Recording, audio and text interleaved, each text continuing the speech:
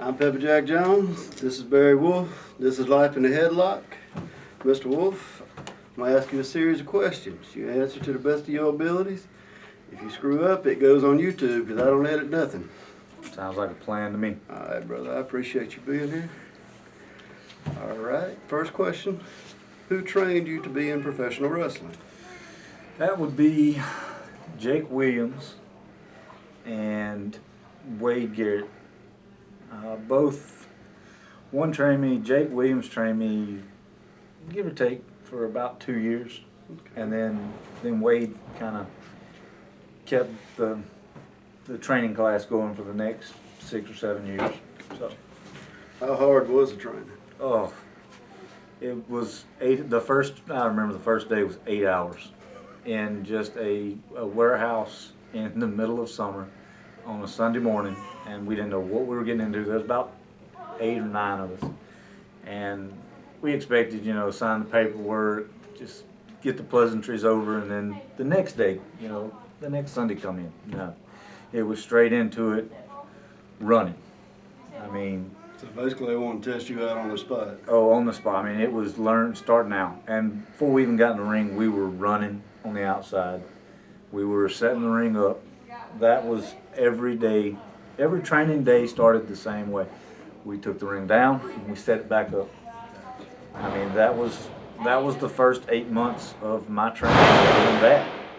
I mean, you had to learn what you were going to be a part of, just thrown into it. And before we even took the actual first bump was, I would say, about hour number 5. And we were pouring sweat just from the running, the outside, not even in the ring yet. We ran laps, we ran sprints, and when we finally got in the ring, we were kind of ready to be in the ring. Mm-hmm. But at the same time, at the end, the bump was something totally different. I mean, we hurt so bad. I remember it was about 10:45 at night. We were all sitting back at a buddy's house and just trying to ice down what we could find and just hurting the entire rest of the night and the rest of the week. So let me ask you this. What was the hardest bump you had to learn? Back, flip, handstand? To me, honestly, when I first started, it would have been the handstand bump. And then once I got the swing of that, it wasn't as bad as I imagined, but that went right back to the training. By about hour 7 or 8 was bumps that we're doing 3 sets off of each rope. Bottom rope, middle rope, top rope, flip bumps. And you're just getting the hang of one, and here's you another. But it got you mentally prepared for the rest of the time you were there. That's cool. Well, let me ask you this. How did you get your wrestling name? My wrestling name was given to me in, I want to say, Waynesboro, Mississippi.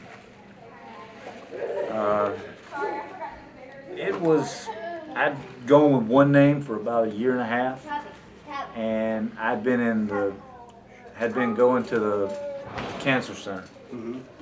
And because I have a rare disorder, and I'm not going to get into that right now, but I'd been out for about a year, and when I came back, it was time for something new. So at the time, that was about the time Beowulf had come out, the remake, the animated remake. Mm-hmm. And I thought, there was 1 or 2 guys that were talking about, you should do this or do this, and I said, of all things, Wolf. Mm-hmm. Just go Wolf, and then Beowulf, Barry Wolf. There was some redneck that was there in training, and that's how he pronounced Barry was Burr. So that's what I went with. Gotcha. There you go. Well, who inspired you to get into professional wrestling? That would have been my father. He was the only one who would really stick to it, making sure we had that. It was on Wednesdays and Thursday nights we got to watch it, but Saturdays he made sure, it was something he did with us, and it seemed to mean a lot to him. So I slowly got it induced into my blood that, hey, this is That's how it was. My dad was a huge fan. And I mean, it's something that brings us together, still does. True. Let me ask you this. What was your favorite match from TV wrestling? The one you go back and study just to watch yourself? The best one that I could is the main one everybody picks is Steamboat Steamboat Savage. and Savage from WrestleMania 3. I mean, come on. I mean, it's all around one of the great matches to watch and study. But since everyone uses that one, I'd probably go with another one, and it would more like be any match that had Roddy Piper in it. And even before I got older and started researching in and studying actual Piper from when he was over on the West Coast. And some of that stuff where he was really arrogant, but he proved a point in all of his matches. Well, you brought up Piper. Let me ask you, was you a fan of the one with him and Brett for the IC belt? Yes. I love that match. See, That's one of my it's favorites. anything that he had in it. And I don't know why. I never realized why I actually enjoyed as a younger, because everybody else at school would be talking about Hulk Hogan or this. And I was like, you know. I personally think it's kind of like Piper was more realistic than Hogan was. Hogan was a superhero who jumped out of the comic book. Piper was the everyday guy that walked off the street. Yes. Piper was the old man in the bar that was always screaming and cussing at you or telling you to shut up. So There's one guy in the bar that goes, "I'll whoop your ass," but you're kind of like, "Really? Come on!" And then he shows that he can do it. That was Piper. Correct. Well, what was your favorite moment in wrestling? I don't care if it's an indie thing or a TV thing or.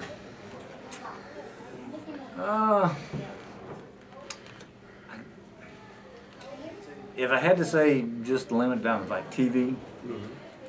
TV would actually be when I've got to see, and I know it sounds odd, but Dutch Mantell when he returned in his newest role, which was Headlock.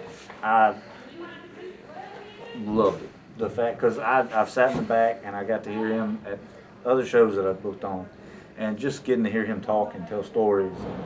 He's one of those people that you're like, wow, if he just had one more go at it, he would do. And he got that. He got his one more go, and what he was given, he took off and went with it. And it was great. I loved it. I did too. We the people. All right. Well, what was your favorite match that you've been in? That I've been in. I have a lot to stick out. I mean, here recently there's been a couple with Buff Bagwell that will always be just because the way that he performs. You see this guy on TV, and then when you finally get in the ring with him and see what his abilities are, and they're standing right in front of you, it's totally different. But of all time, it would be somewhere in between 2009, 2008, me and Wade Garrett in Richardson, Mississippi, town that used to be a hot spot for Mid-South wrestling. We went to some old, I wouldn't say it's a high school gym, but I'm not really sure. I know it at the time. It's a National Guard armory that looks like a gym. I know the one you're talking and about. Yeah. They used to come through there. DiBiase, Hacksaw, all of them came in and they did their shows in that little town. And wrestling used to be great there. Now it's kind of died down because it's not a popular system to go through in that little town. But it was. Thank you. It was nice. Hey, And we went about 45 minutes in a match, and that was one of those that it was okay. Here you go, trainee. Let's see if you can go and you can handle this. And we fought all over that. That would have been the first match that I could actually say he beat the hell out of me, and I enjoyed it. I mean, it was worth it because he didn't hold anything back, and at the time, I didn't want people holding back, and he gave me everything I wanted. I like that. Well, let me ask you this. Give me one wrestling story. Funny one, a sad one, a dramatic one, whatever you got. Well, I know you've already told, or Jay's done told you the story of me putting him through the roof in a bar in Jackson, Mississippi. Well, he told his side. If you want to tell your side, you're welcome to. There's no other side to it. His head went through a roof, and it almost turned into a whole barroom brawl. with beer bottles and everything else by the end of the night with whiskey hangover in those two. There was, I'll tell you, when close to it, there was, I can't remember the town in Alabama, it was North Alabama. This was, if I'm not mistaken, was one of the nights that I met Dutch Mantel, the first night I met him. And we were in some arena, and Mitch Toretta, wrestles out in North Mississippi around Tupelo area, walks around with this giant python, a snake. I seen the fella. And we were in the back, and of all people, Brickhouse Brown was there. I met Brick a time or two. And they went, and Brick was horrified of snakes. I mean, he is petrified. So we had finally talked him into, look, go ahead and put the snake, just touch it. And he wouldn't have nothing of it. After about an hour of us hounding him, he finally let Mitch come up. And I remember Rom was on one side of me, and I was on this side. It was everything Mitch had to hold the snake still, while Brick tried to walk backwards just so he could put it and have a picture of him with this giant snake wrapped around him. But about the time the snake, right before he put the snake on his shoulders, I remember the tail come around and just touched him on the shoulder like this, and he hit the floor like the power of the good Lord had touched him, and he was down and screaming, and that's all it took. And he was done after that. No, couldn't get near the bag, couldn't get around nothing. Brickhouse turned into Sandhouse. Huh? Yeah, I mean, he didn't want anything to do with it, and I don't blame him. I've been around that snake for the last 6 years, and last time I was around it, he had one of my flip-flops wrapped up, and I had to go get it before I left the show, and I was like, yeah. That snake would have had a flip-flop, it belonged to me, bro. Well, let me ask you this. What do you think of TV wrestling right now? The good of it and the bad of it? Honestly, I don't think there's any bad TV. I mean, they're on TV. They're at that spot that you try to get to. I mean, they're entertaining millions of people weekly. So I mean, hey, they've got it down pat. They know what they're doing. They're doing what everybody else So wants to do. I mean, it might not be what most people want to see, but that's not their part to judge. I mean, they have a staff of writers that are there. They get paid good money, and they put on a great show. If they didn't, people would not watch it. So I mean, if it's on TV, it's great wrestling. I don't care if it's Global Force, TNA, WWE. It's there. I mean, so there's always a product somewhere in the world to watch. Ring of Honor, people wouldn't have thought that, hey, that would ever be where it's got a spot now. Exactly. A weekly spot where people, I remember the closest I got to watching Ring of Honor was about 2 years ago at 1 o'clock in the morning. They would air an hour episode of Ring of Honor on some little station, and people would stay up and watch it, and they don't understand it's something different. It is. And I mean, you can't beat that. I mean, if you can get it and watch it, study it. I mean, that's it's there for entertainment, and then it's also a good means of study. I agree. All right. Well, let's see. If you could wrestle one wrestler from any company, any time, any place, who would it be? Anytime, any place. Right now, honestly, I don't know why I would think that, but it would probably, that's a tough one. Because I can see where some people would want to go really old, people's passed away, and that'd be a dream match. But I try to look towards each match as being something you learn. You've got to learn something from each match. So, I would have to be Dean Malenko. I mean, if you're going to learn somebody. I love watching you. Now, I actually you wanted a story, I actually rode next to Dean Malenko from Washington, D.C. to Atlanta, Georgia when I was 17 years old. Didn't even know it. I'd been on an all-night flight in from Rome, and it was about a 14-hour flight from Rome to, no, I'm wrong, it was to Chicago. From Chicago to Atlanta, and it was about a 14-hour flight. I was tired. I think I was 17. I just turned 18, And I remember just going to sleep and the guy was talking. He got in there and I've never recognized him. He sat down next to me the whole time. So I had a good 3.5 hour flight right next to him. I was too tired to even recognize him. But yeah, Damon Linko, I would love to Would be a cool match. have a match with him. Let's see. Well, who is your favorite company you work for and why? That I work for, it would probably be that's a close tie between Pro Wrestling Ego and down in South Alabama. There's a company called Combat Pro, and they both have different. They each give me something that I need. They give me a challenge. They give you certain freedoms, but at the same time, they help you better yourself. Gotcha. Okay. Fair answer. Well, as a friend, what is your favorite kind of wrestling? Lucha, strong style, old school, new school, southern?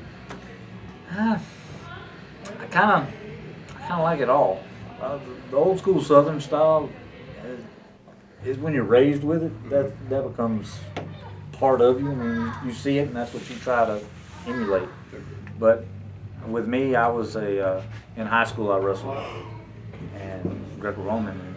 I try to put some of that into what I do now, and that fits right in there with the Southern style wrestling. I mean, it's grappling, and I love it. So I'm guessing Southern style would be. Fair answer. I can understand it definitely. 'Cause I don't know. I guess I like watching Lawler back in the day. Because a lot of people say he didn't wrestle, but if you watch some of his old stuff, he really did wrestle. Oh yeah, you watch some of his stuff, him and right back to it, Dutch Mantel and Jerry Lawler. Their matches were awesome. I agree. All right. Well, let's see. How would you rather wrestle, as a heel or a face? Really, it doesn't matter either or. To me, I've gotten comfortable with both. Now, earlier on, I told you straight up that it would have been a heel, because it was so much harder to be a heel to me and young. But now, I've kind of learned that whole button pushing thing down pat and what gets people to push their buttons the right way. Well, who is your favorite person to wrestle in the Indies and why?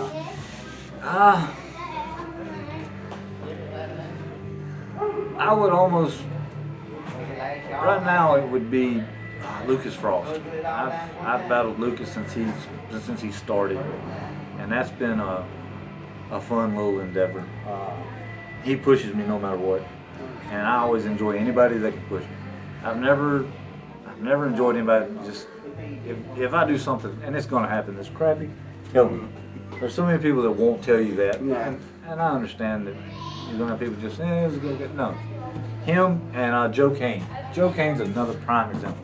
A great worker in the South, and he would straight up tell you, look, this is what you need to work on. So I appreciate that. All right. Well, here's the final question. Who has been there for you in wrestling the most, period, on a personal level? If you'd like to thank him, here's your opportunity.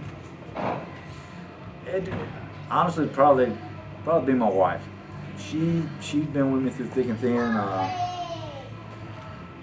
had a whole year, and she puts up with me barely being able to walk the next day. The long 6 to 12 hour drives home from shows, putting up with my disorder that I have. It causes extreme bruising. Even if I just touch my leg, I'll have a handprint bruise from just touching. And like right now, I'm covered in bruises just from the week of walking around and working out. And she puts up with all that. She helps me. She pushes me to be better. When I get down on myself, she's right there. No, this is, put your big boy pants on and shut up. Keep Walk going. it off. Exactly. Yes. So yeah, I would say my wife. Your wife. Well, that's cool, brother. I sure appreciate you being on the show. Thanks for having me, brother. This has been Life in the Headlock. It seems like you got your headlock pretty loose. So keep on working on it, brother. Thank you, brother.